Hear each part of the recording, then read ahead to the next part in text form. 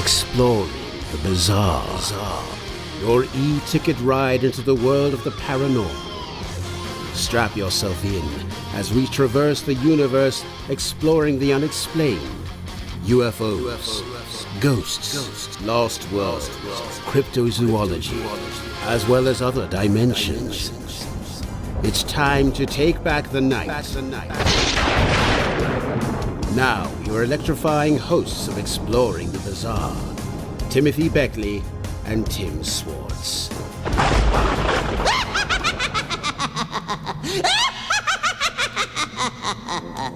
Wow. Tim, I guess I was right.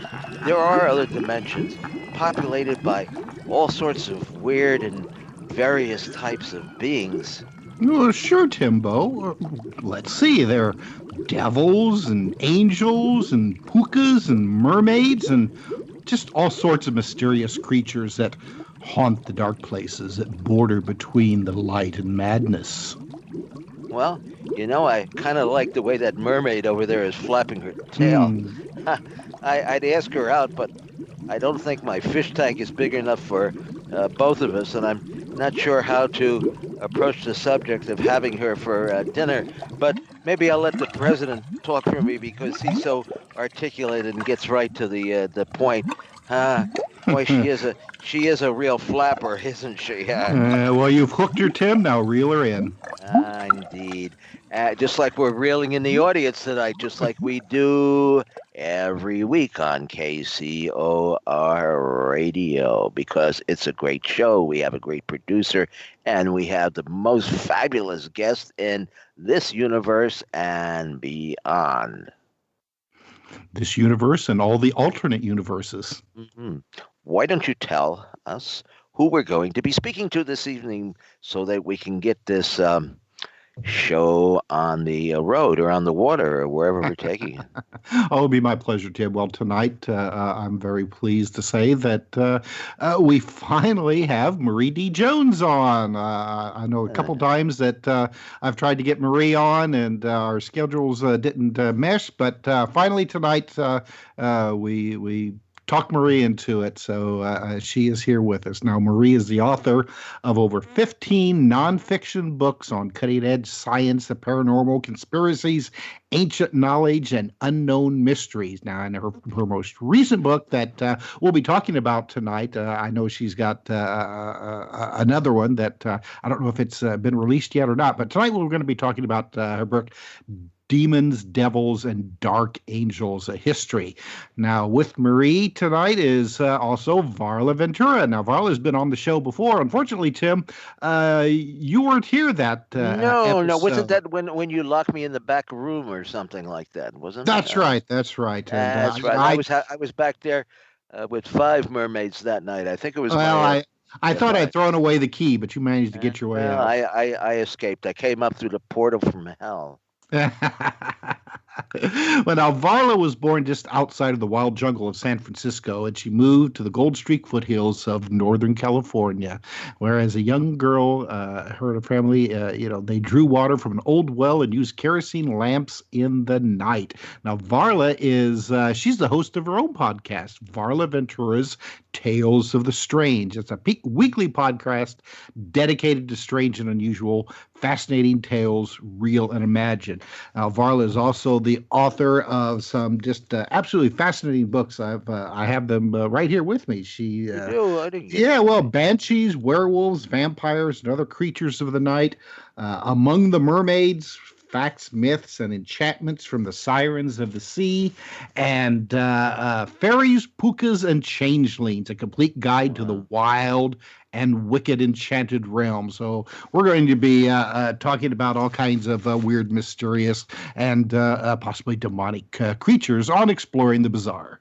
Well, I got to find out what a puka is because I don't think I've ever run into one of those. Tim, I remember a couple of years back we worked on a book. I think it's called UFOs, Time Slips, Other Realms, and the Science of Fairies. Yes. There was a collection of stories from mythology and from parallel dimensions, and universes. Now, we had a lot in there on the fairy kingdom. Of course, Jacques Vallée has even written on the comparison between some of the early fairy stories and the UFO abductions and encounters, and some of these little Pookas. I don't know if they're Pookas, but some of these little Poobahs.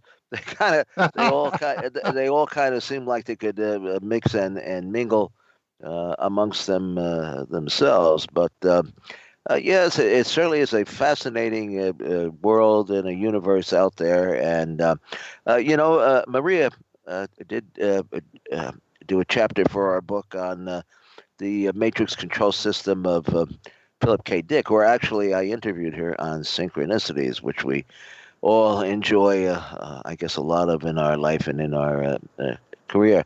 So now, Maria, how much of this do you believe? I mean, what do you accept as reality, and what is just a fantasy here? Because certainly fairies and mermaids and all these little creatures have had a place in our folklore and in our fairy tales that children grow up with. They have. You're going to start me off with a real tough question like that, huh? Oh well, hey, we're here to get to the bottom of this. You know, we're not naughty. We're nice, but we're not frivolous, right? Straight to the juggler. Yeah. Or we're going to take the creature by the tail. There you go. Yes, if they have one by the horns, whatever. Yeah, horns. That's a tough question for me because I honestly, when Larry and I signed to do the book was presented to us. So sometimes, we come up with ideas, or I'll come up with an idea of what I want to write about.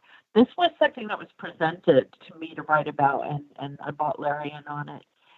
And I had never thought about writing a book like this because I'm not a religious person. I'm a very objective. I come from, my father was a geophysicist, so I have that sort of scientific leaning.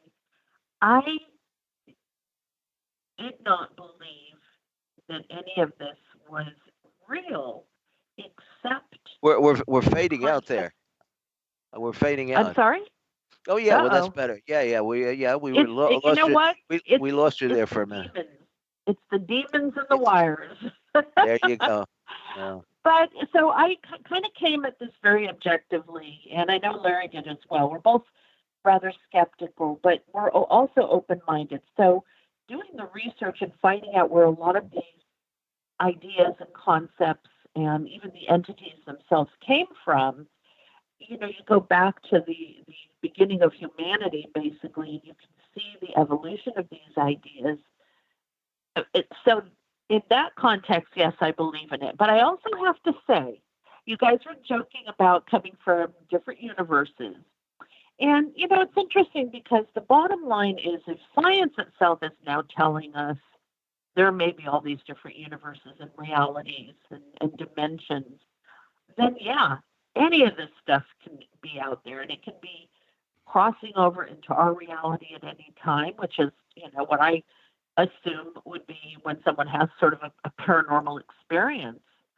So I'm open-minded, but I'm also skeptically objective. Is that nice and vague for you? No, that's a perfect answer there, Maria. Well, when you write a book, you have to be that way. In politics, that would be called pivoting. Where you, it would, right. There you go. I would pivot from my base, right? Yeah. But the thing is, when you're researching and writing a book like this, we're asked to be as objective as possible and present all of the information. And in some books, you can put your opinion in there. But with something like this, Visible Ink Press, I love their books to be the kind of book where if you wanted to do some research on a subject, you could get a sort of objective overview. And so I don't know how much of our opinions kind of squeaked in there, but it really was all about just presenting as much information on where all these ideas come from, where the devil and demons originated Well, from, and Pookas, which wouldn't you are say that fairies. would you say that the devil is a Christian concept? Absolutely. But the idea of a counterpart to a representation of good, an evil representation, that goes back to the dawn of humanity, where when we were stuck out in nature, we looked at the world around us and we categorized things as being, well, that's beneficial to me. It's not going to kill me. And that over there just killed Joe. So let's say that's not good. And so we started to categorize a volcano. A volcanic eruption was terrifying, but the sunrise was beautiful. And we started to get this dichotomy of good and evil and put everything into these nice little columns. And it's from that viewpoint that the idea of a dark figure that was opposed to the figure of light came from. And so as these ideas evolved, obviously different religions kind of took hold, and even in mythology, and they put their own spin on it. So when we talk about the devil, obviously the first thing that comes to everybody's mind is the Christian version of the devil. Good old Beelzebub. Yeah, but then you have Satan, Lucifer, the devil. They have all these different names. It's like, well, wait a second. Are we talking about the same being? I would think not, because Lucifer, for example, was the bearer of light and was supposed to be very beautiful. Somewhere along the line, they gave the devil a set of horns and tails because they didn't like him. Exactly. And so sometimes people will use those terms interchangeably, and I did that too. I was guilty of that too. And then, you do this kind of research and you're like, oh, wow, I spent the last how many years saying that the Satan and Lucifer, they're all the same. Well, no, they're not.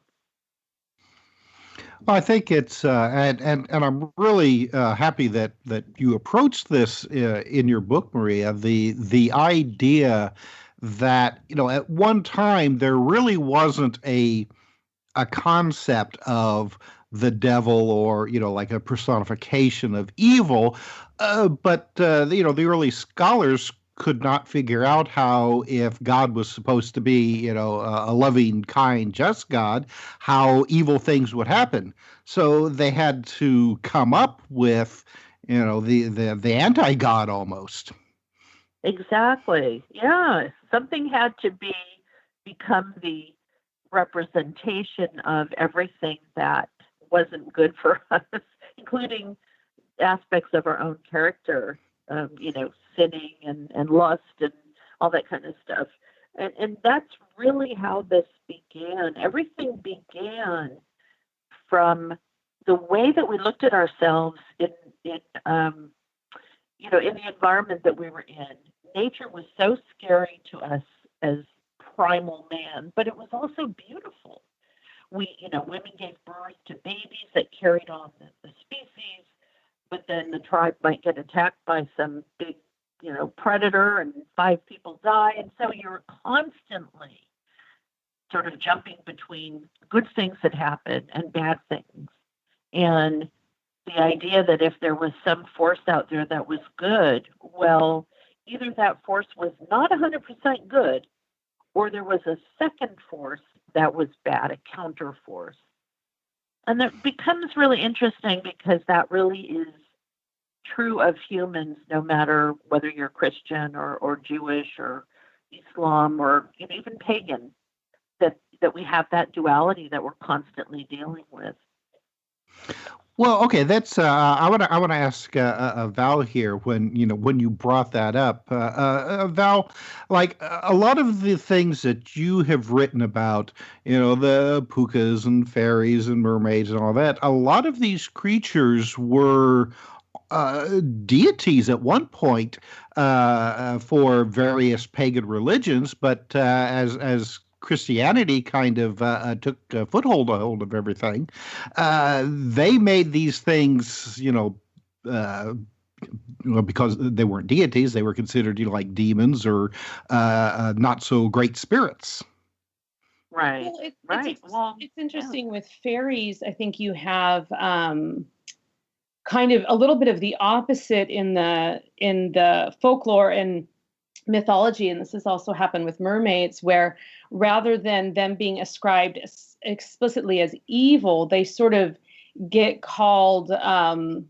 It's like they're a little demoted, like they're just these delightful little things that are harmless, and so they're kind of depowered in that way. But when you get back into some of the old stories, you find a lot of dark and menacing kind of cautionary tales in there. So today, what we might think of, when we think of mermaids or fairies, and we're thinking about, things with lovely gossamer wings, we don't necessarily know the full scope of all of the kind of creatures that fall under the kingdom of fairy and how dark and menacing they can be, because they are part of the kind of existence and connected with nature, and nature can be, of course, very brutal and very dark. So we have a lot of the characteristics of the fairy kingdom. When we're afraid of nature, we're afraid of these things. And much like Marie was saying, something had to be ascribed the darkness with the devil. Some of the fairy creatures you'll find fit the description of something very devilish or devil-like in appearance. You have the goat-footed god appearing constantly. And that was something that pagans, especially in the, the Celts and really all over the world, goats were very life-sustaining and could be farmed just about anywhere. And so it was very common to make offerings to them and to dress sort of like a horned beast of some kind and do some kind of, fervent ritual to welcome the harvest. And so, of course, you see like conquering Christians seeing this, and, it's terrifying to them. And so it makes sense then when you think of the devil becoming this sort of goaty horned guy that we think of today with the tail and everything, that he has connections to this kind of darker fairy realm. Well, it's also, to me, it's amazing how that image of the devil has persisted throughout a large portion of history.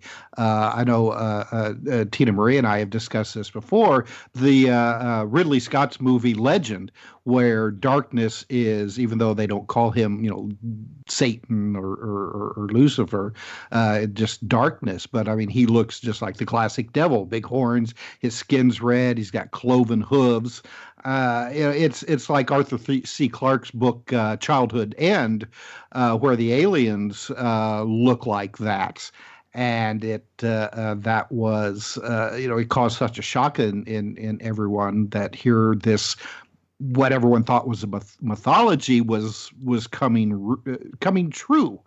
And I'll leave this question open to both Varla and Maria. Why do you think that image of Satan has persisted for so long? Oh, obviously, it's the power and the widespread influence of the Catholic Church and the process by which they purposely tried to suppress any other representation. Certainly, if you look at the pawn of paganism and how they sort of attributed satanic qualities to a very natural entity that really wasn't satanic in any way, as almost a means to discredit it, to disempower it.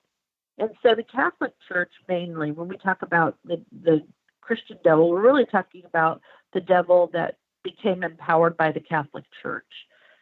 So in their quest to, become sort of the state-sponsored church of the world, their representation of hell, of the devil, of demons, of angels, of all of these different things, really sort of just barreled over everything that was in its path. Mm.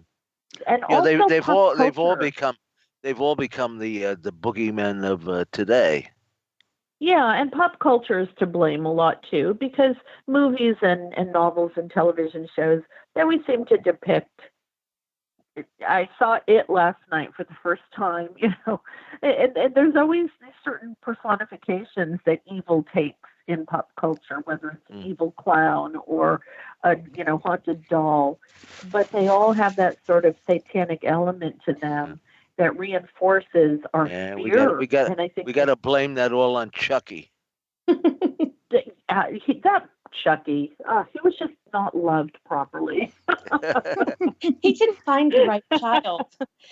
Just to piggyback on what Marie was saying about kind of the other aspect of the Catholic Church, and you see this a lot with folklore and fairy tales, is that especially in the sort of early days of conquering, they actually did something quite genius. So when they would come to these parts of the world, like the far northern regions of Scandinavia, where people were worshiping, Odin and other powerful gods, or the far east parts of, what we now call Eastern Europe and Russia, or in the wilds of Ireland, they would, sort of overlap whatever ritual or specific holiday or certain attributes of the local culture, and they would integrate that sort of under the umbrella of their doctrine. Let's hear it. Let's hear it. Let's hear it for Krampus. Well, I was going to actually ask Marie about Krampus, because if you notice some of the very early images of Krampus, he looks much more just like a hairy beast. But especially now he's hideous. In Victorian times, you'll see the depiction of him in like postcards, and he's sort of become this like scamp, and he looks just like a red cartoon devil, really. So it's kind of interesting because there's a really kind of more recent adaptation. I mean, Victorian times, it's not that long ago that this wild beast sort of became this devil, which of course is associated with witchcraft and, running about the mound at night and things like that. Yeah. And certainly the movies, the Krampus movies, and have not helped his appearance. It's become even more devilish as the year goes on, and they remake, the Krampus 2 and Krampus 3. Yeah, he's caught on quite a bit. I had never heard of Krampus actually before Joshua Warren. I was at Joshua Warren's show one night, and he was laying out the lay of the land there as far as Krampus goes. And then all of a sudden, everything in the movies was, Oh yeah, about he's this. running rampant in the streets of Germany, especially around Christmas time. Yeah. All right. Anyway, let us run for cover during our break so that none of these creatures come after us. We apologize. We apologize. We're innocent. Now back to exploring the bizarre with two of the most electrifying researchers in the paranormal. Your hosts, Timothy Beckley and Tim Swartz. Back again with more Exploring the Bizarre. And Varla, Tim was asking the beginning of the show about Pookas. Now, wasn't Harvey the Rabbit in the movie by the same name with Jimmy Stewart? Wasn't that supposed to be a Pooka? Yes, he was a Pooka.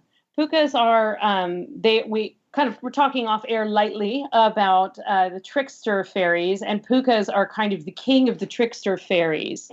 I have heard people use the term Pooka interchangeably with any kind of fairy, but to be specific, a Pooka is sort of a shapeshifter, usually in the form of a rabbit or a horse, most commonly a horse, occasionally other animals. And the Pooka doesn't really cause any direct harm to its those who encounter it. However, it will basically scare the bejesus out of you and will kind of take you to the ends of your sanity. And generally, you come back. They do, just as in Harvey, tend to prey on the town drunk. Leprechauns do often do the same thing. Well, I've been known on the weekends as a puka, so I guess there you go. It proves it. Well, Proves it. you just make a proves it. point, and, Proves it right there. Yeah. Well, there goes our squeamish audience right out the door. But if you should find yourself waking up in a ditch somewhere, just a Yes. few miles from home, you can of course conveniently blame the puka. But the Well, puka sort of I will have to remember that. Yes, indeed. Yeah. Either that or aliens just transported you. Yeah. Well, don't aliens sometimes get a little bit of slimy, right? I guess. Or What's ghosts get interesting slimy. though is pukas and all these different entities. A lot of people believe that they're interchangeable with aliens, and that maybe Yes. some of the sightings and reports that have come from the distant past were actually aliens and vice versa. So who knows? Yeah, I mean, I tend to think vice versa in the work that I've done with like fairies and things like that. The more I, not to discredit the idea of aliens or UFOs or anything like that, but there are many stories and creatures that I've read about and written about that they remind me so much of, could be a poltergeist or of something sort of an abduction or something that you've spotted in the woods with strange eyes. So it is, that is something that it would be interesting to actually draw specific parallels from creature to creature and people's encounters. But Right. we don't really know for sure which came first. But I definitely, fairies have been around since time immemorial, before even humans, and they've kind of come up from the earth and sort of shaped themselves around the cultures that have thrived, and they have worked to kind of get what they need. Yeah. And Tinkerbell would be a fairy, right? so Tinkerbell technically was a pixie. Oh well, that's by splitting. Peter That's Pan, splitting hairs, I guess, by or wait. J.M. Barrie's definition, she was a pixie. One type of a fairy. Yeah. type of The fairy. little ones. But that's just looked good to kind of clarify. Like the word fairy actually encompasses many, many different types of fairy creatures. So a puka can be a fairy creature. A changeling is a fairy switch, and it's sort of a fairy raised as a human, so it would look more like a human. A pixie doesn't always really look like Tinkerbell, but can kind of be aligned with Old Man Redcap, or sort of an impish little figure. There's hobgoblins, goblins, trolls, kind of an endless stream of creatures that we call fairies, or can be called fairies, under the umbrella term of being from the fairy kingdom. Well, now would these all be classified as elementals? So I personally don't think of them as elementals. My own understanding and belief in elementals is that they are actually sort of the original kind of entities that were formed from the different core elements of the earth and magic. And fairies are sort of their own thing, and some of them are more aligned with specific elements, such as water fairies, or woodland fairies, or fairies that like to hang out, in the mermaids and things like that.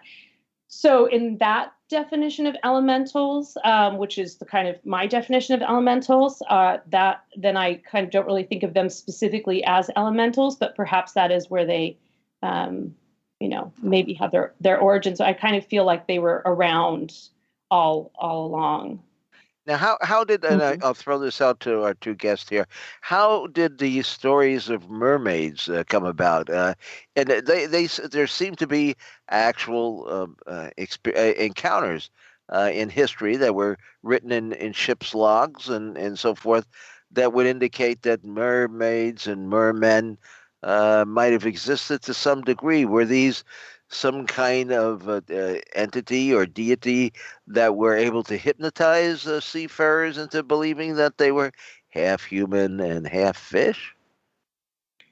Well, you Anyway. have a wide range of origins for mermaids. You have everything from, sailors long at sea, deprived of key vitamins, seeing things that now we know were dugongs or manatees. But you also have original cultures and Aboriginal cultures who worked with mermaids in order to have an excellent harvest and a great catch, basically. So you have, and then you have, like the Irish Murrow, who were actually quite fearsome and could drag you into the sea. Now, some of the aquatic creatures, especially, are very cautionary, like don't play in the bog, don't go too close to the tide. But many of the stories of the sort of enchantress of the sea are very real, and they can, if you've ever been, skin diving or scuba diving, you know how easy it is to get disoriented when you're out at the water. But it's kind of natural that you could get disoriented, and many times mermaids actually will guide people back to the place that they were, kind of turn them around, or you can follow the sound of their voice to get back to the dry land. So they aren't always out to get you, but very often mermaids don't really realize that you also can't breathe underwater.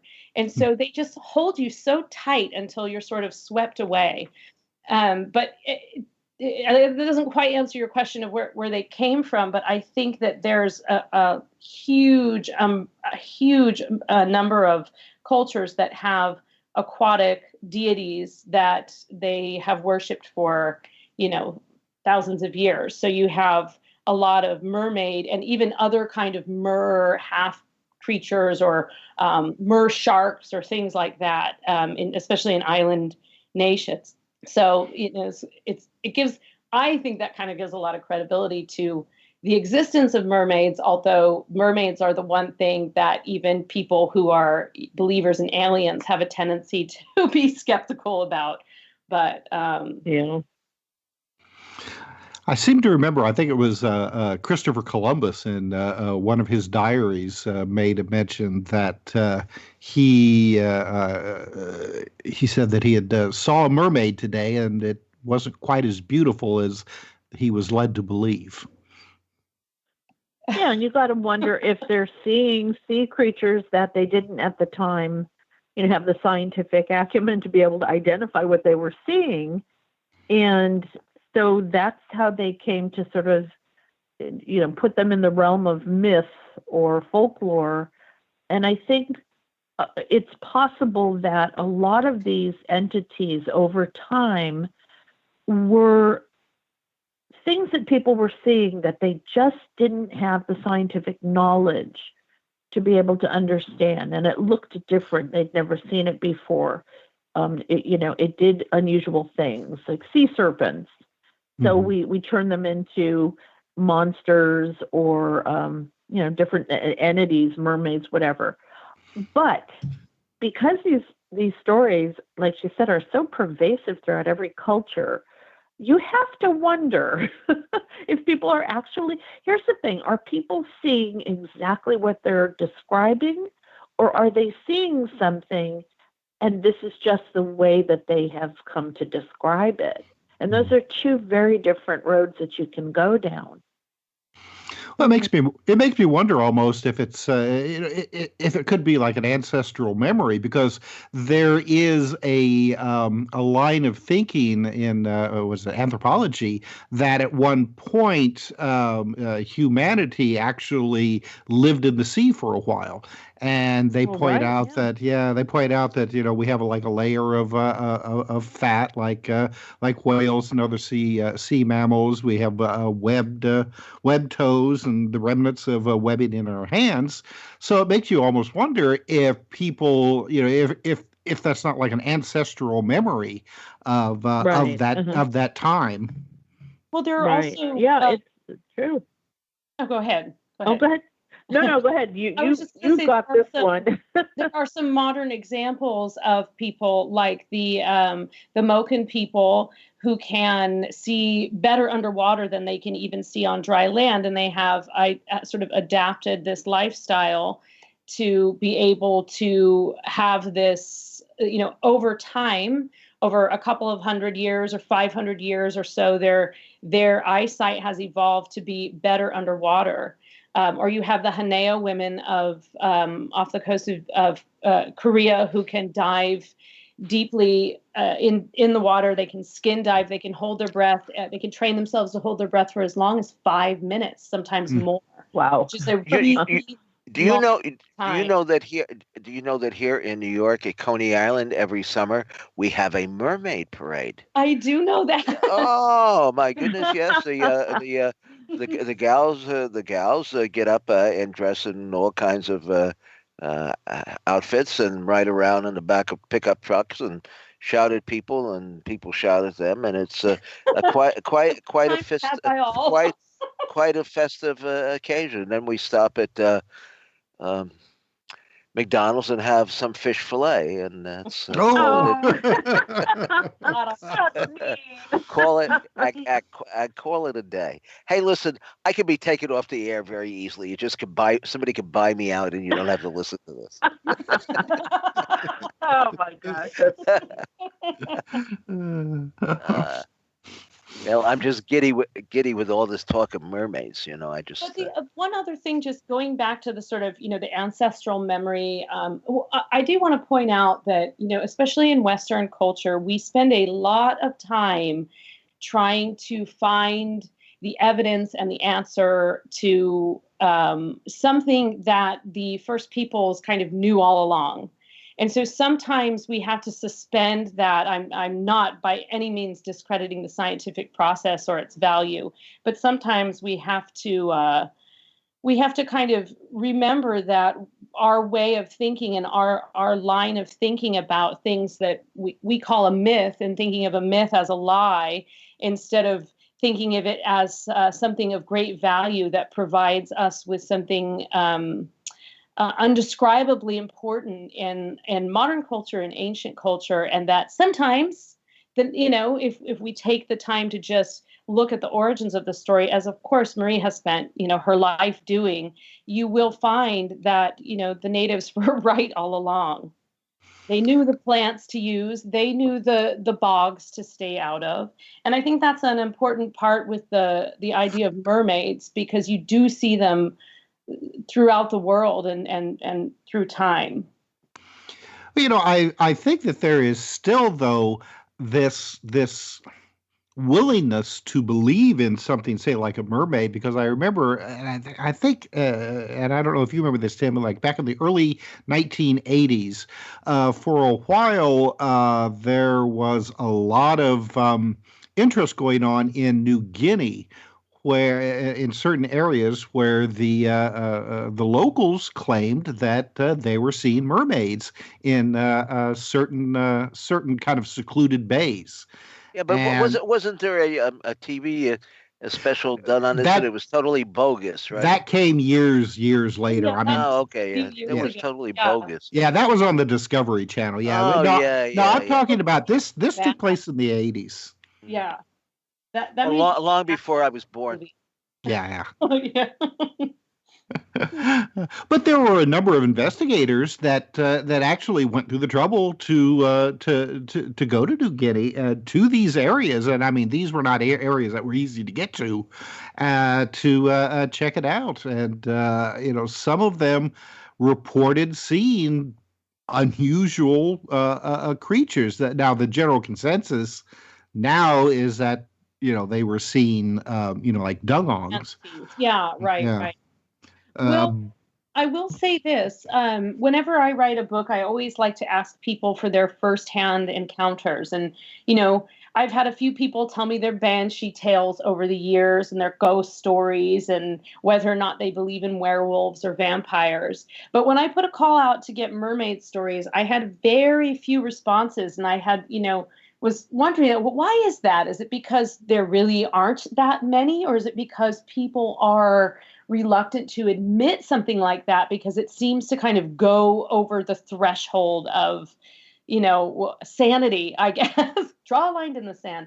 And but I did receive 2 or 3 stories, and they were one was very detailed, and it was sort of more of like an encounter and being able to see something that sort of appeared in her room, and she was down in, oh no, I can't remember, but she was on one of the Caribbean islands.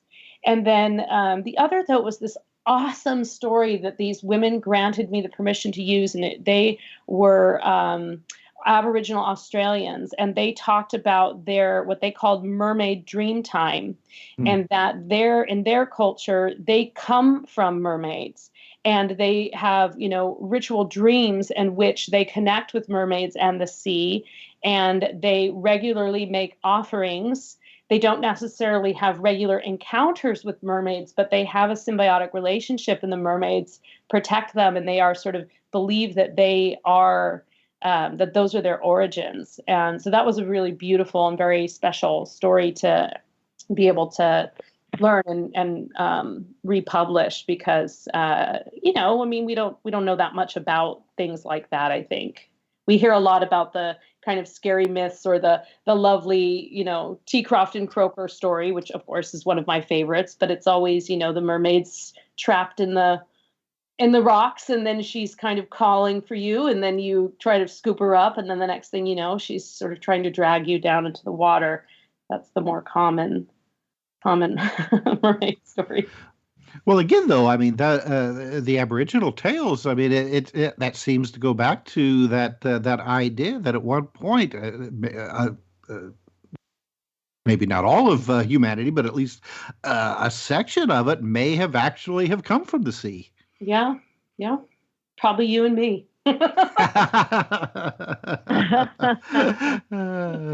Well, I would believe that, because I have always had an affinity for water. I could swim at an extremely early age.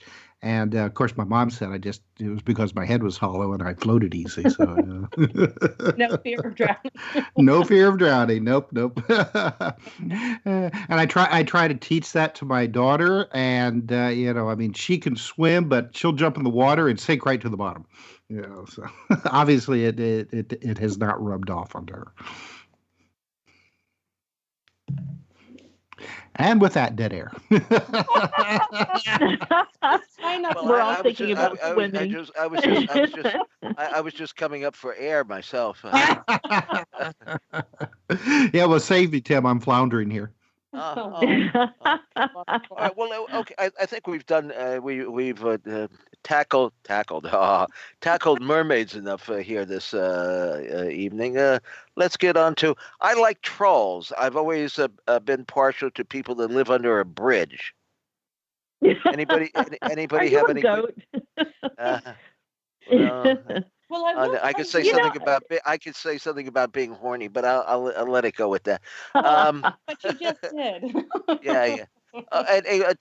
Trolls. Are there? There's a couple of movies that have been made about the trolls. I don't know. Do they really live under the bridge? So, not that I know of. Association with the bridge is that they are often thought of, unlike sort of we might think of them as scary or menacing. They're often thought of as guardians. And so they were depicted as trolls, or were carved into bridges as a means of sort of, much like you would put, I don't know, a gnome in your garden. So the idea of a troll being under the bridge and kind of protecting you from the bridge collapse does actually, that has origins in a belief in trolls liking sort of dark places. Most trolls actually like mountains or kind of dark, craggy places. But I will tell you, and I was quite surprised to learn this, but when I was writing the most recent book, Fairies, Pookas, and Changelings, I have a section about trolls in there. And I had read some stuff about trolls. I thought, I'm going to, dig a little deeper into trolls. And I found the most amazing story, which was all about first of all, I found several sources that described trolls in Scandinavia in particular, especially in parts of Norway and Finland, as beautiful, tall, gossamer, sort of, pale and beautiful and more ethereal-like than I'd ever heard a description of a troll. And there's actually a story in the book that I've included that's sort of called like the troll wedding. And this is a totally bizarre thing, but I found it in more than one place. The idea that trolls actually turn into a ball of yarn and roll away. And it was this very interesting story about a troll wedding. And when the humans sort of came upon, they heard this laughter and they were coming upon this cabin up in the mountains. They heard some sort of revelry going on as they were rounding the corner. And at that point, all of the trolls turned into balls of yarn and rolled away down the hill. Now, I never heard anything like that, but I actually found more than one source that talked about the connection with trolls turning into yarn or having an association with wool, and also then in turn sheep. So I don't know quite what to make of all of that, but we do have the three billy goats gruff and the troll under the bridge. So I think some of those modern origins probably have, or modern tales have their origins in some of these original beliefs in what trolls were. But I had never heard of a troll being quite so beautiful as the descriptions that I read of these Scandinavian trolls, which of course Scandinavian people tend to be quite attractive. So it wasn't, I guess it's not that far of a leap, but so not all trolls are ugly, craggy, giant beasts that just want to gnash their teeth and. Oh, but you've always got one in every group. There's one in every group. Yeah, and they're the ones that seem to get they're the one out of control. Yes, indeed. Yes. They're always, and those always are the ones that get the attention on the TV and in the movies. If you just had somebody that looked like a good-looking Scandinavian dude or gal, who would pay attention or scream? Right, exactly. You wouldn't run from them. Maybe. Well, there's a really good Icelandic movie called Troll Hunter, but I've seen it. It's it is. It's really good, but I mean, the trolls depicted in there are like you originally described. Well, isn't one of the trolls like 9 foot tall or something like that? Oh, bigger. bigger, yeah, well, bigger. It kind of brings up the point, though, that sometimes different, or all the time, actually, different cultures have different words for very similar creatures. So, in Wales, what is called a brownie is called a hobgoblin in parts of Scotland, or a dobie in parts of Scotland. Well, we have our own hobgoblin coming on now. Well, we'll go to a break. Be right back. Back with the hobgoblins.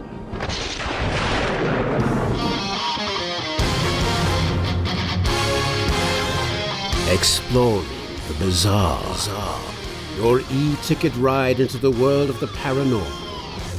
Strap yourself in as we traverse the universe, exploring the unexplained.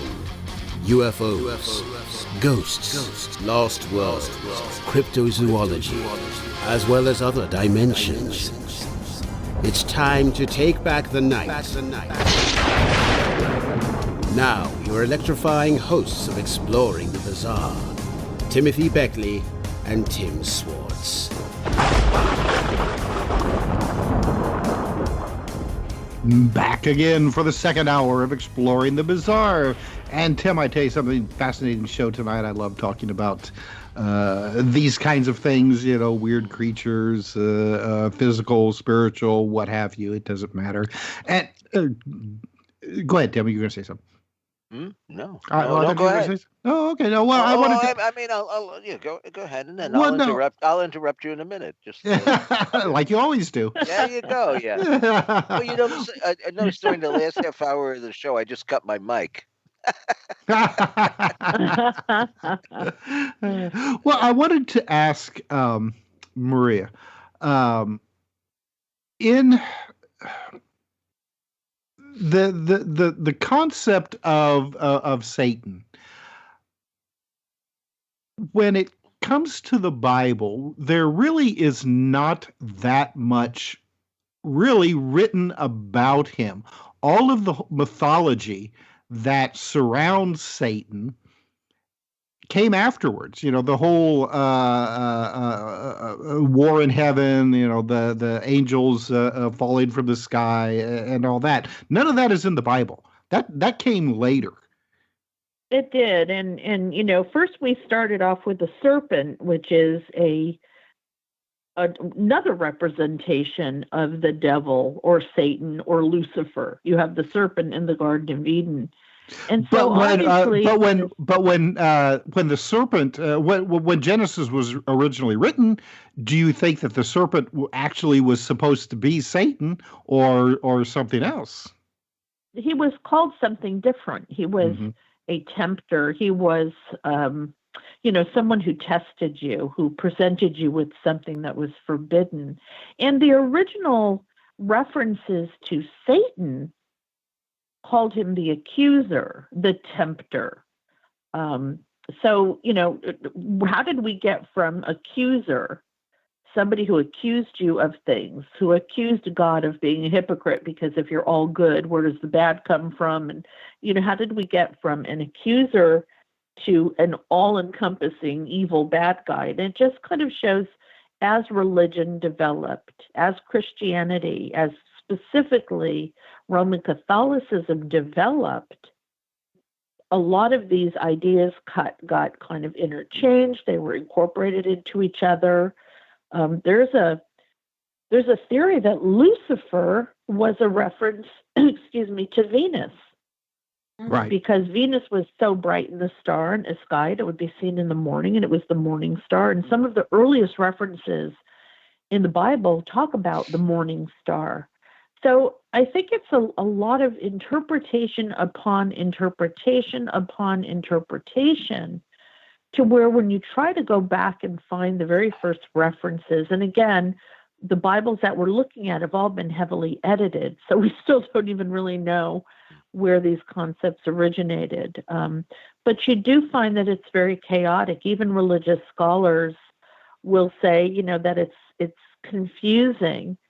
It's confusing to them, and they're the scholars, and it's very confusing to anybody who picks up the Old and New Testament and tries to make some sense of who's who.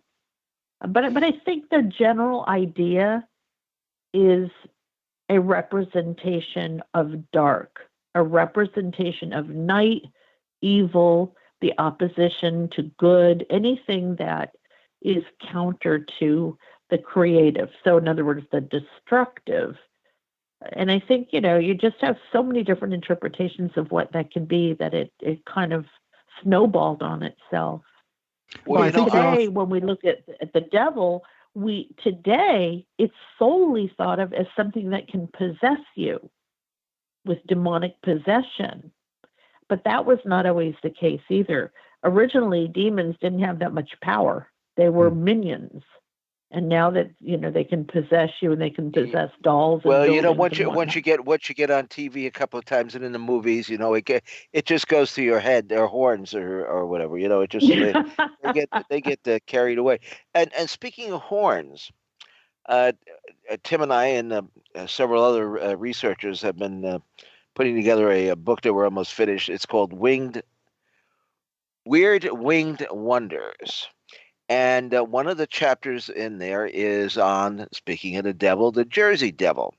And the legend of the Jersey Devil, of course, goes back to 1740 or 1750, where Mrs. Leeds already had 12 children, and she cursed the 13 because her husband was a drunkard and wouldn't take care of the children or send her child support.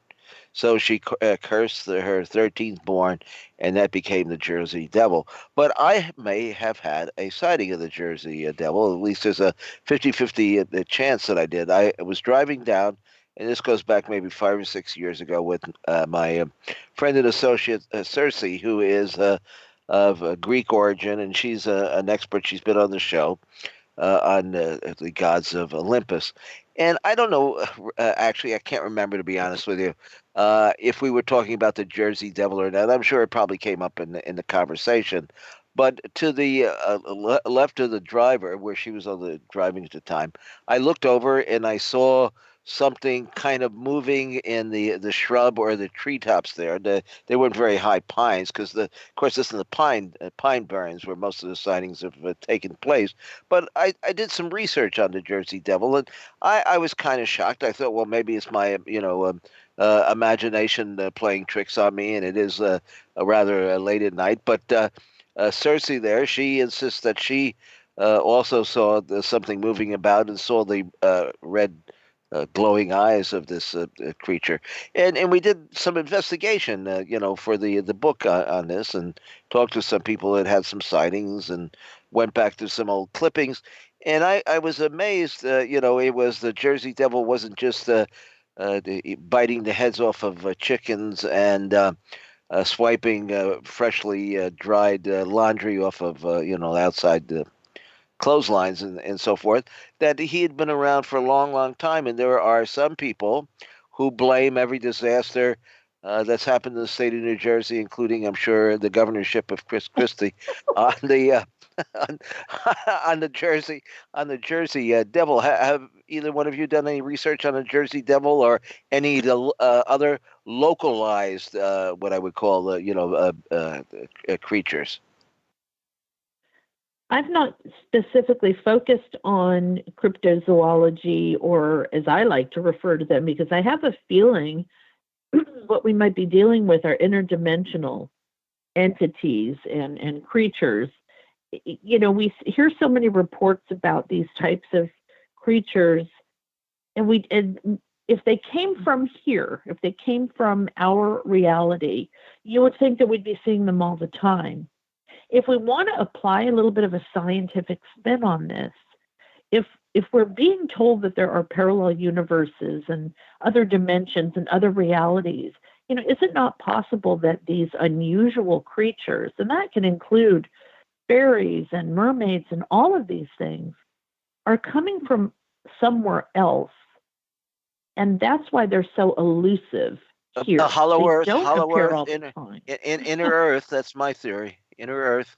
Well, it could be anywhere. My father was a geophysicist, and he believed that there were parallel universes. And, if you listen to physicists and theoretical physicists and quantum physicists, they will tell you there may be an infinite number of universes out there.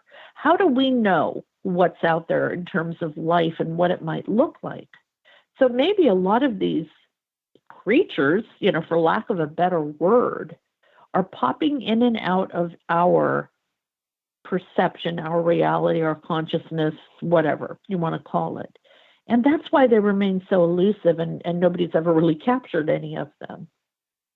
Well, I think the other thing is that with just as you have with ghosts, or people actually, a lot of people have had paranormal encounters, but not necessarily seen manifestations of ghosts. A lot of people who have had these sort of, they've seen a fairy, or they've seen the Jersey Devil, or you have, the Beast of Bray Road, which is thought to be a werewolf in Wisconsin.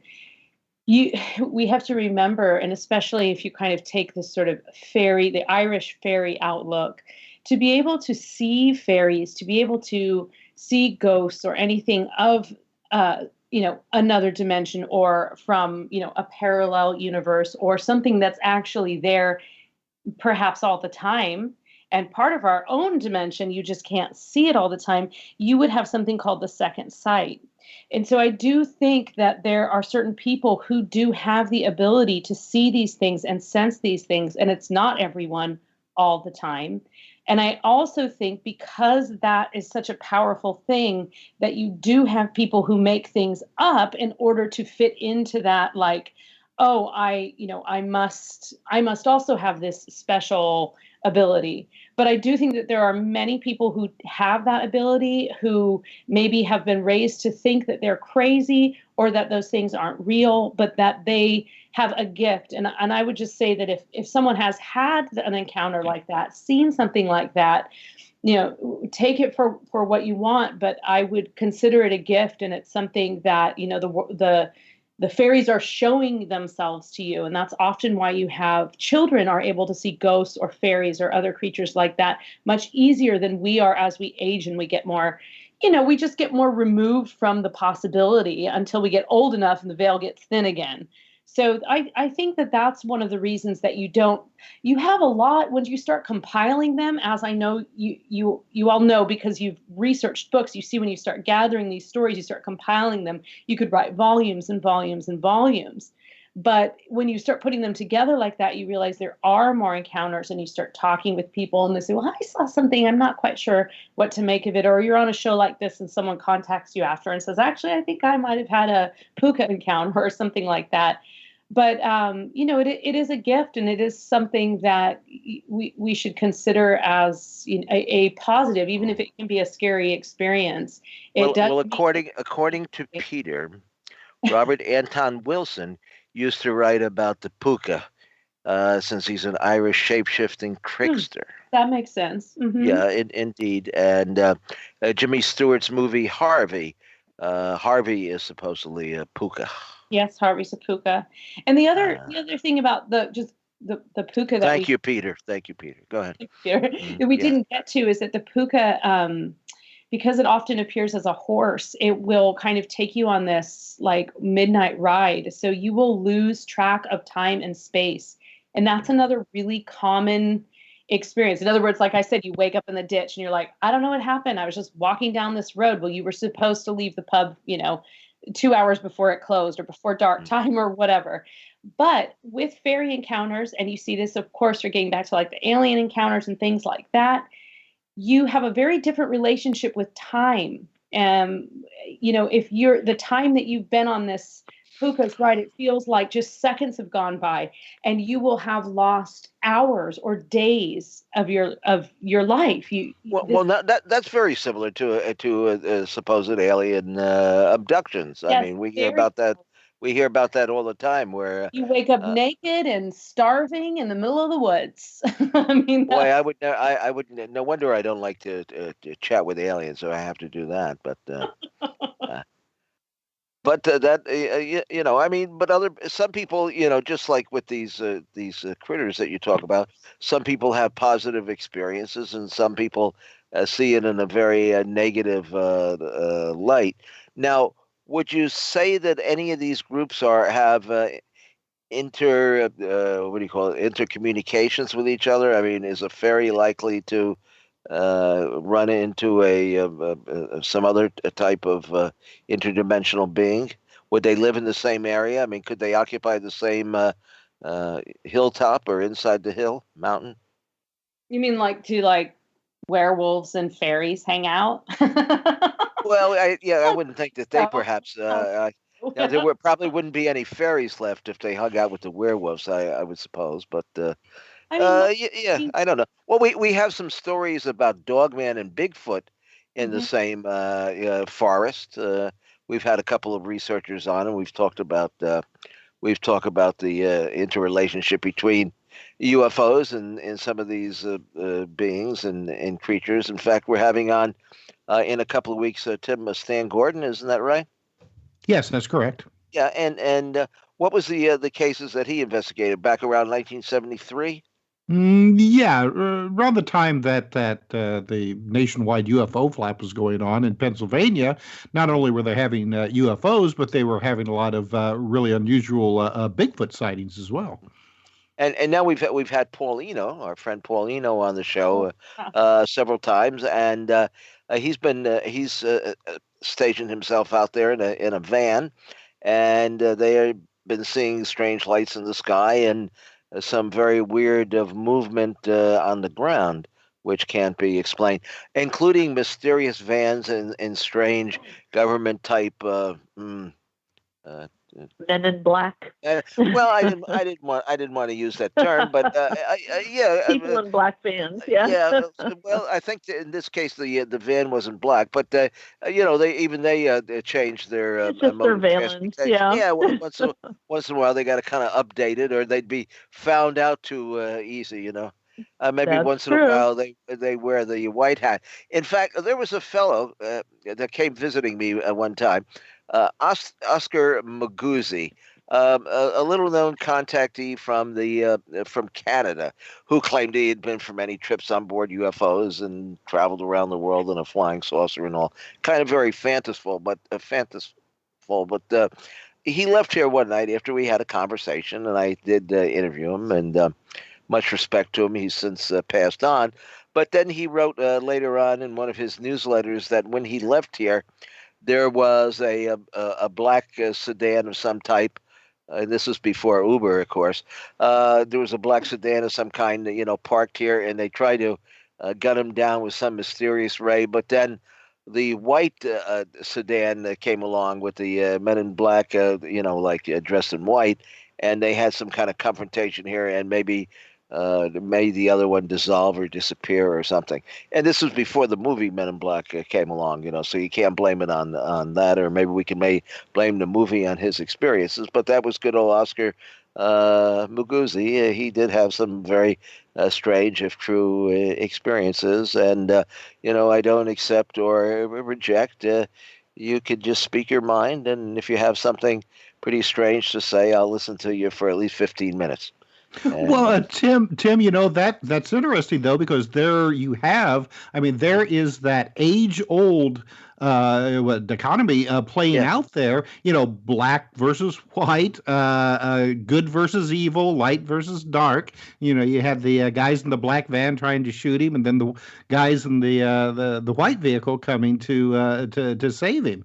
It's just like it's the same thing. It used to be, angels and devils, and now it's, I don't know, good and evil space aliens.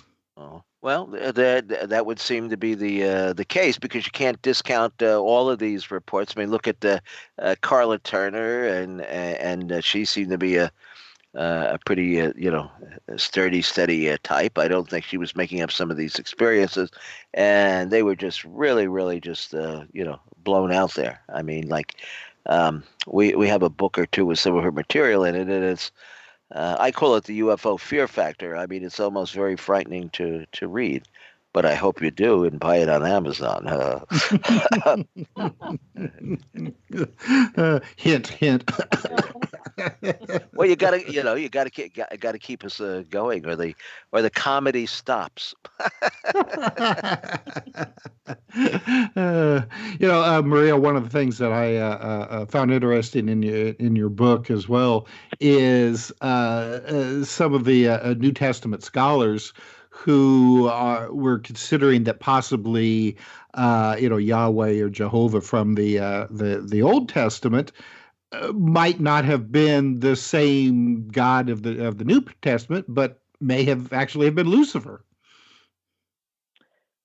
I don't think anybody knows. Yeah, I mean, the Old Testament was the Hebrew Bible. It was the Hebrew interpretation of those particular myths. The New Testament was Christianity's interpretation. And not only that, but it evolved a lot of those myths. It introduced Jesus and a whole new mythology. And I say mythology simply because we don't have, proof. I'm not saying that it's not real. But, the idea of fallen angels, originally, Lucifer was said to have been God's favorite angel. He was beautiful. And the reason why he fell and became a thing of evil was because he was vain. Now, if you have, God telling you enough times that you're beautiful, that might actually affect your ego. So Lucifer is supposed to represent the ego, and how, when we rely too much on our ego, we will fall from grace. So there's so much symbolism that gets interchanged. And that's why it's so important to go back as far as you can. And one of the ways I love to do that is to look at the origin of words themselves, because you can often really get an idea of, well, what was the seed concept behind that? What was the core idea that all of this was built around?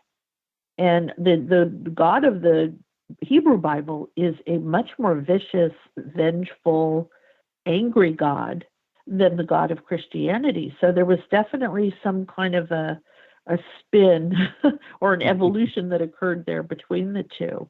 Spin, but just I like that. Yeah, and it is spin, because I wrote a book called Viral Mythology, where I studied rhetoric and cult mentality and the way things go viral, whether they're myth or fairy tale or folklore, that when they have a viral quality. Well, the Bible and our religious texts are no different. They were written for very specific reasons. And the Old Testament seems to be much more about anything goes. You could get away with so much. There was murder, there was incest, there was all kinds of hedonism and punishment. And the New Testament, God softened a bit. He was toned down. We had Jesus come in to forgive all your sins that you committed in the first part of the Bible. So it's just really interesting to see how basic concepts that were introduced that all came from paganism originally, then got sort of reinterpreted over time to what we have today. And the Bibles that we have today are so far removed from the oldest versions of the Bible that we have. So somebody who's reading a King James, Hello Kitty Bible, they're not getting the real story. And even if they were to go back to the original Bibles, the oldest ones that we have on this planet, it's a mythological interpretation. Now, that's not to say real things didn't happen, because myth, fairy tale, folklore is always based on truth, but it's fictionalized truth, and it's up to us to try to identify the fact from the fiction, and that becomes very, very difficult. Well, when we come back from our last break here, which we're due for in a minute, I do want to ask about Egyptian mythology, because they had some beings and creatures there that were half human and half animal, half creature. Cat, dog, yeah. Yeah. They seem to have half cat even. All right. Anyway, we will be back in just a momento with some more hairy creatures to tickle your fancy and curl your toes. Now back to exploring the bizarre with two of the most electrifying researchers in the paranormal. Your hosts, Timothy Beckley and Tim Swartz.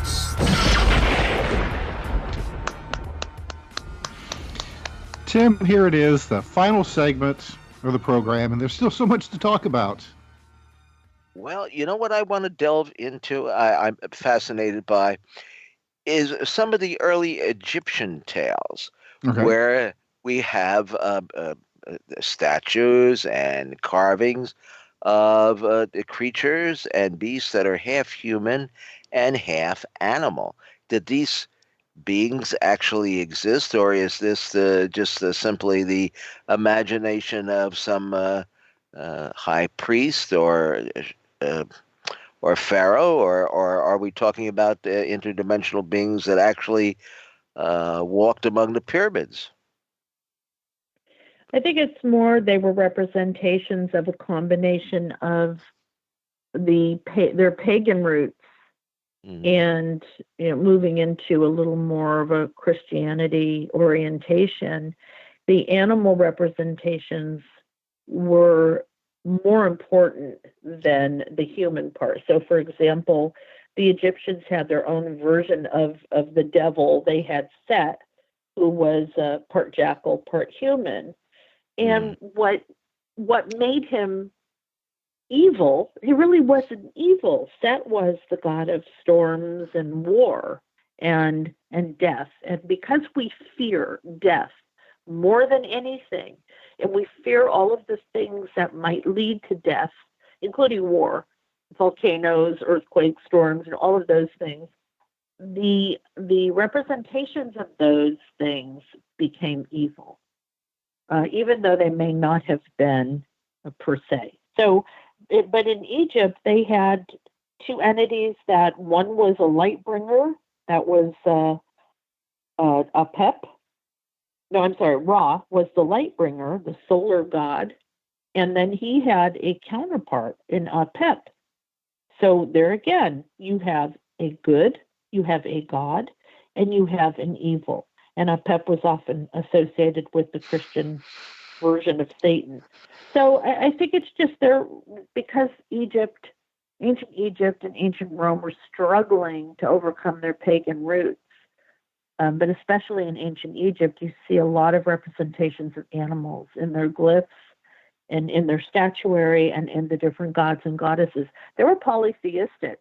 So they started off, worshiping many gods and many goddesses. And eventually, when they were Christianized, that changed. So. Unfortunately, they were, yes. When I spoke at the House of Lords in England, I sat in the gallery there and watched the little proceedings that go on, and I was amazed at some of the carvings and all that showed unicorns. Unicorns is very well. Unicorns and dragons are very well embedded in the legend Right. of the United Kingdom, just like Nessie would be in Scotland. In fact, Doctor, I think was it Tim F.W. Holloway? Yes. Yes. Okay. Maybe Yeah, he yeah, wasn't. yeah. Yeah. Maybe he wasn't a Well, doctor, but the serpent in the disc author? the serpent in the disc. He did research on this and found out that in many cathedrals there were carvings, I guess you would call it that, of disc-shaped objects along with serpents of one kind or another. So, I mean, apparently I say ancients, but it isn't that long ago, what, 400 years ago, realized that there had to be a correlation between the disc, representing the flying saucer, and the uh, serpent representing a dragon or the Loch Ness monster. And I think some of the sea serpents have even been seen with wings. But of course, I don't think that the champ isn't flying around. But we don't know how they disappear pretty quickly like they do. So maybe some of these winged creatures use their wings other than to propel themselves through the air. I mean, it could be something a little bit more Fortean than that.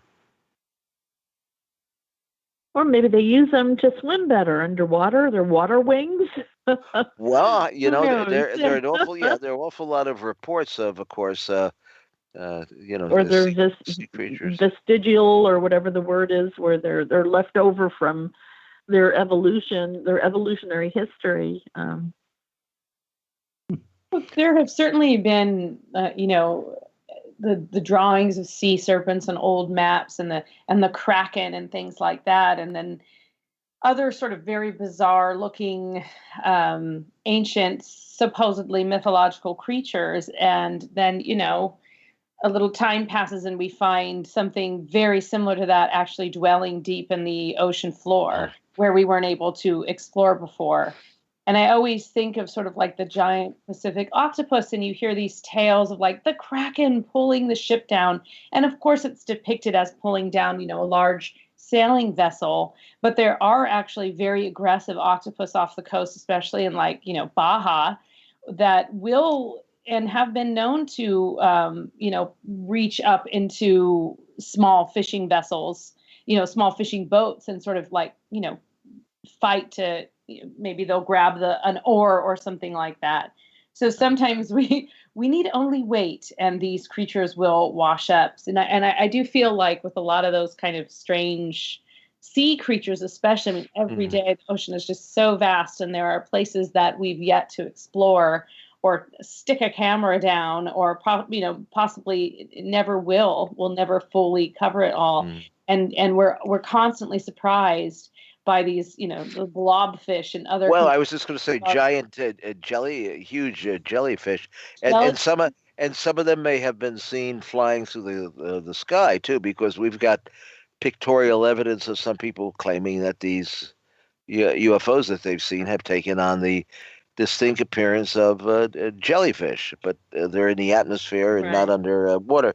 Now, Marie, you did a book. But we also have creatures that become extinct, and we have extinction events that wipe out 30, 40, up to 90% of all life, marine and land. And so maybe it's possible that some of these things that people have been seeing just aren't here anymore. They died out, they became extinct, what have you. So now, Maria, you have a book. This book is from the future, a journey through portals. Do you think that some of these creatures could be time travelers?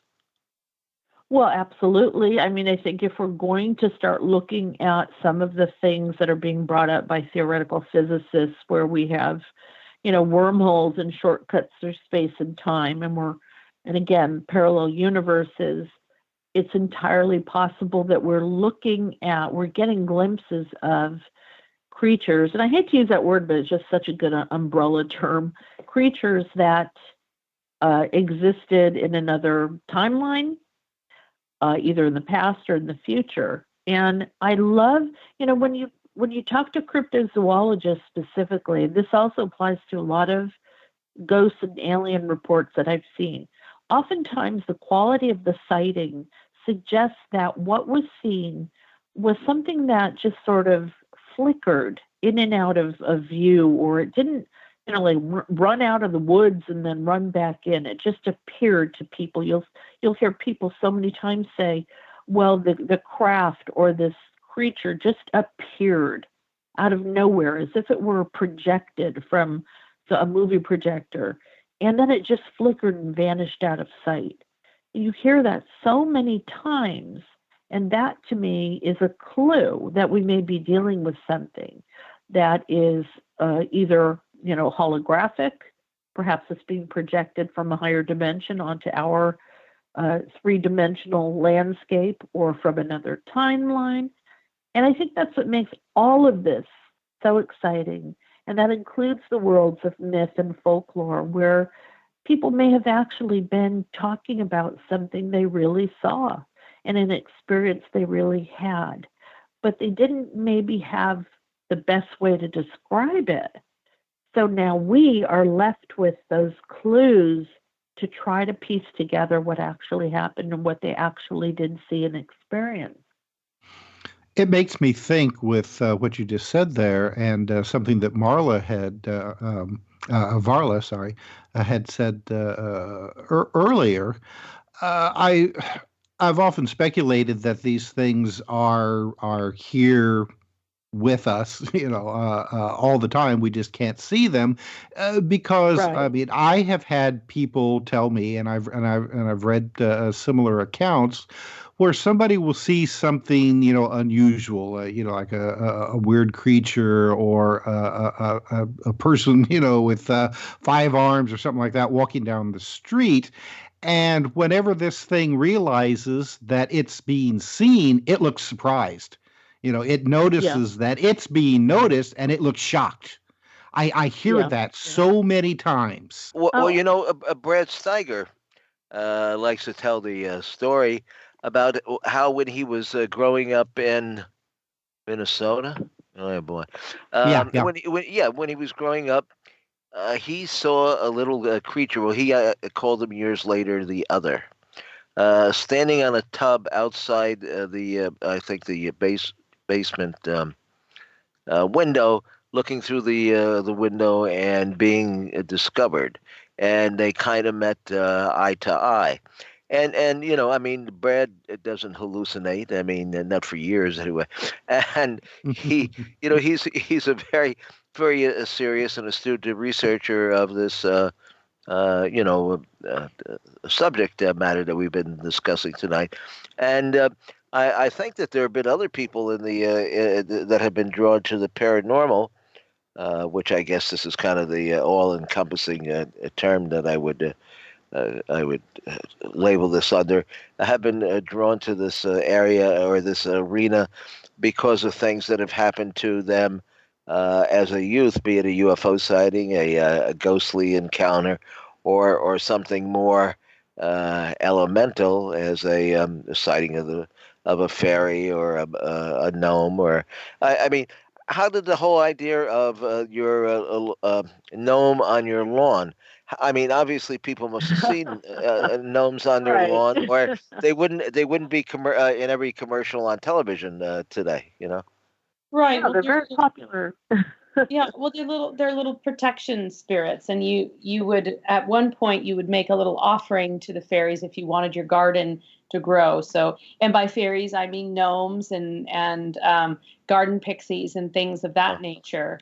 So when you were go ahead. I'm sorry. Trying on your garden to actually feed your family, especially, these things were critical. And you see this, there's so many gods that are associated with crops and the success of crops and what you're supposed to leave behind. And on a sort of a humble sort of, garden plot level, the gnome was a little fanciful woodland creature that would be good luck if he were around. And especially in parts of Scandinavia, you have little sort of creatures called like the Nisi and the Tomten, and they're pointy-hatted little gnome-like guys that you put out on your doorstep around Christmas time, and they bring good luck to and gifts to your house. And so, well, no wonder I've been missing out on those good things at Christmas. You really should probably rub your gnome's belly more frequently. Oh well, bring her over. Here first. Hey, what was I going to say? Gnomes. And well, what else do we see? And like that have been brought out in TV commercials and ads and all. I mean, from time to time, of course, leprechauns. They seem to get the brunt of everybody's joke. They do. I love leprechauns. They're actually one of my favorite creatures, and I learned a lot of things when I was writing this most recent book about leprechauns and about kind of what they're most known for. And they have a lot other than smoking pot. Right. So basically, leprechauns are like, as we think of leprechauns today, those are more sort of how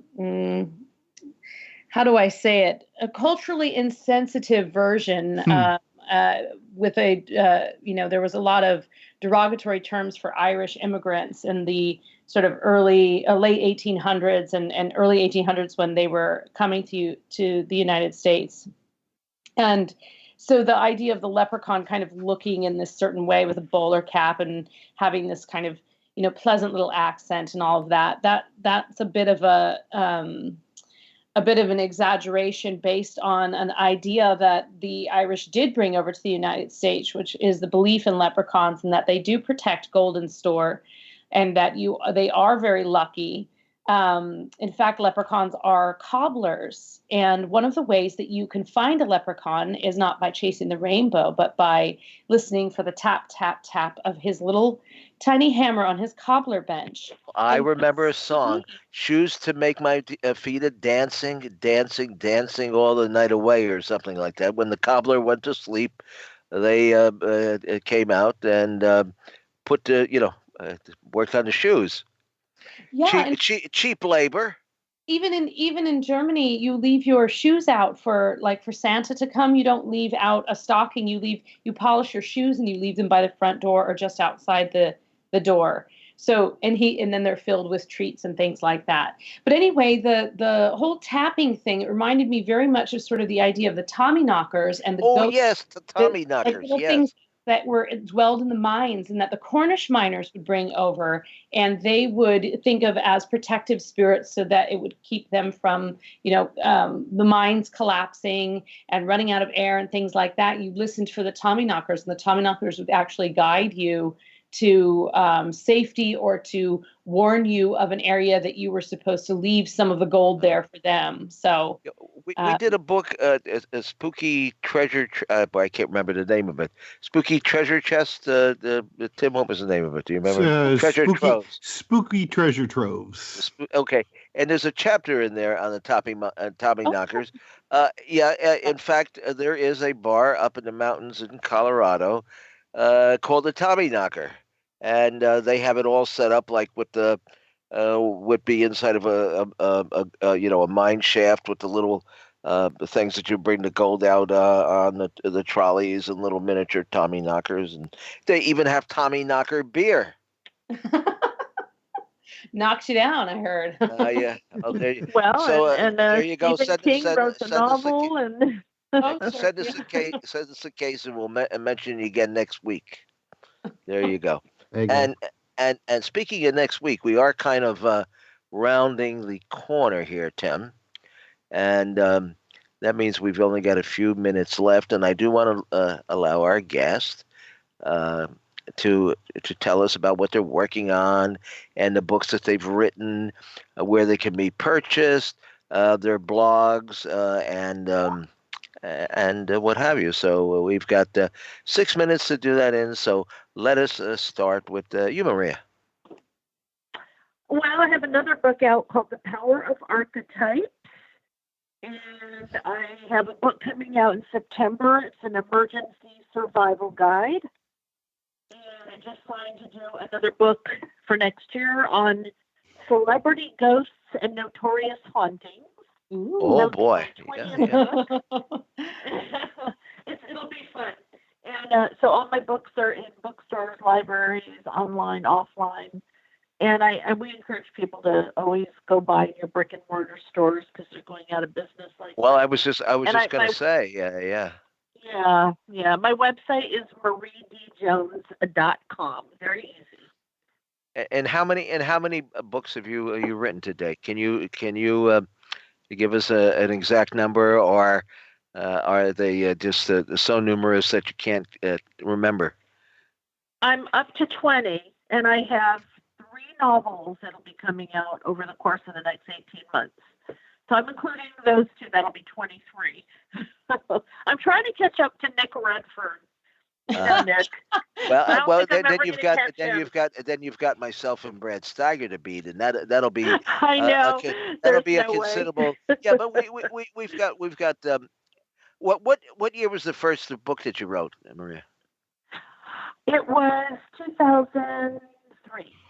2003. So I've got a few years. Let's see.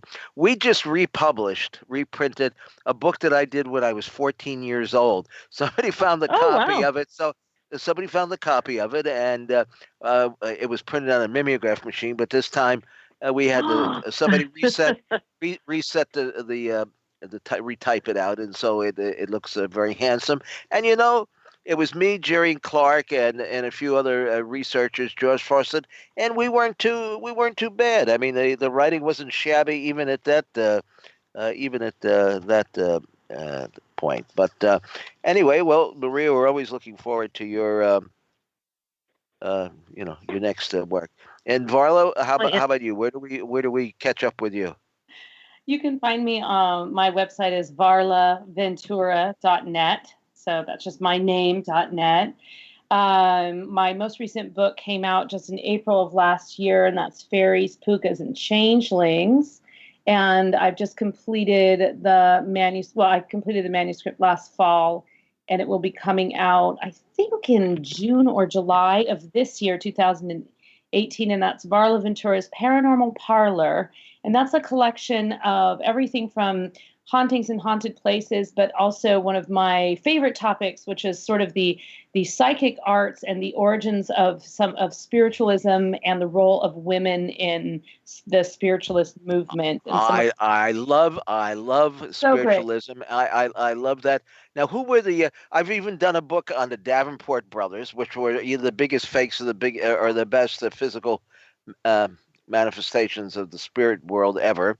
And then there were 2, I think it was 2 gals that did the psychic paintings, and they would just leave the little buckets of paint on the floor, and it would kind of like paint itself.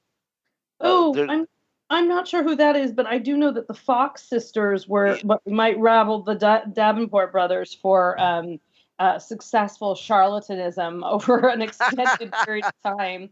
And I don't know. These guys levitated banjos and violins, and things would come floating out of the the spirit cabinets, and an entire marching band could be heard. But then when they opened the doors to the spirit cabinet, they were tied and by rope. Nobody pay any attention to the man behind the curtain. No, or behind a bureau, I think, in those days.